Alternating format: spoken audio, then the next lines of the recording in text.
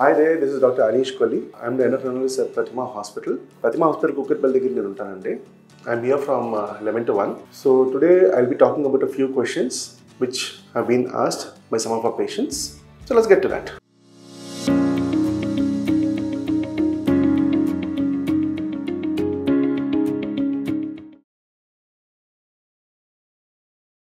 Early మెనోపాస్కి కారణం ఏమిటి?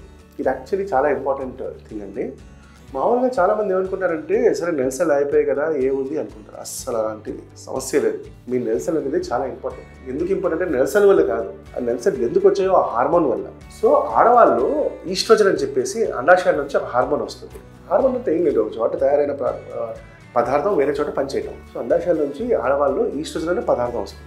ఆ ఈస్ట్రోజన్ వెళ్ళేసి మన గర్భసంచి మీద పనిచేసేసి దాని నుంచి ఆ లేయర్స్ తీసుకొచ్చి ప్రజస్థానంలో నాపేసి నెలసలు వస్తూ ఉంటాయి.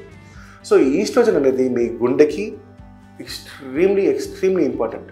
అందుకని ఆడవాళ్ళు చిన్న వయసులో హార్ట్ అటాక్స్ రావండి, మగాల్లో వస్తాయి.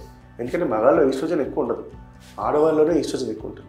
ఈస్ట్రోజన్ మీ బోన్స్ కూడా చాలా ఇంపార్టెంట్.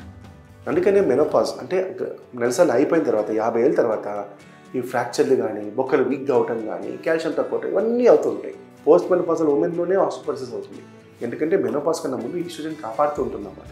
సో మీ బోన్స్కి, మీ మూడ్కి, మీ ఓవరాల్ ఫెమినిన్ దానికి కూడా, కానీ ఈవెన్ న్యూట్రైన్ హెల్త్కి కూడా అన్నిటికీ ఈస్ట్రోజన్ అనేది చాలా ఇంపార్టెంట్.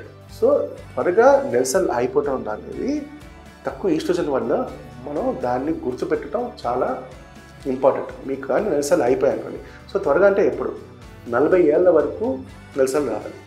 40 కన్నా ముందు మీకు 2 నెలల కోసం నెలసలు రాలేదనుకోండి, అప్పటికప్పుడు మీకు టెస్ట్ చేయించేసి మీకు FSH అనేది చాలా ఎక్కువ వచ్చినప్పుడు హార్మోన్, అప్పుడు మనం ఆలోచించాలి ఏంటి నాకు నిజంగా అసలు నెలసలు అయిపోయే ప్రాబ్లం ఉందా అని. ఎందుకంటే చాలా కారణాలు ఉంటాయి నెలసలు రాకుండా ఉండడానికి.